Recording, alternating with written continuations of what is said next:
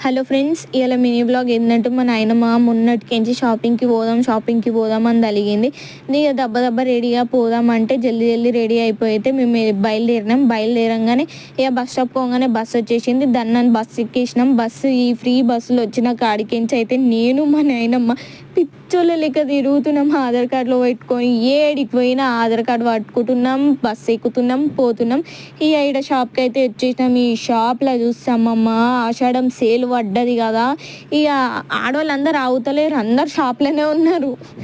ఇట్లా చేపల మార్కెట్ ఎట్లుంటుంది అట్లనే ఉంది సేమ్, కానీ అది బట్టల మార్కెట్ అనుకోండి. ఇక షాపింగ్ అయితే చేసుకొని బయటికి అయితే వచ్చేసినాం. నాతో కాలేదు ఆ రష్లా, జల్దీ అయితే షాపింగ్ చేసుకొని బయటకు వచ్చేసినాం. బయటకు వచ్చిన తర్వాత మా నాయనమ్మకైతే ఆకలి అవుతుందని షవర్మా తిన్నాం. షవర్మా తినేసి మళ్ళీ బస్సు ఎక్కేసి ఇంటికి వచ్చేసినాము. ఇక అలసిపోయినాం. పండుకోవే తల్లి అంటే మళ్ళీ అన్నీ ఓపెన్ చేసి మా మమ్మీకి చూపిస్తుంది. పండుకొని లేచిన తర్వాత చూపియ అంటే ఇంటలేదు. ఓపెన్ చేసి మా మమ్మీకి అయితే అన్నీ చూపిస్తుంది. ఇక నేనైతే ఒక లంగా ఓని కొన్నా, మా నాయనమ్మ అయితే 2 చీరలు కొన్నది.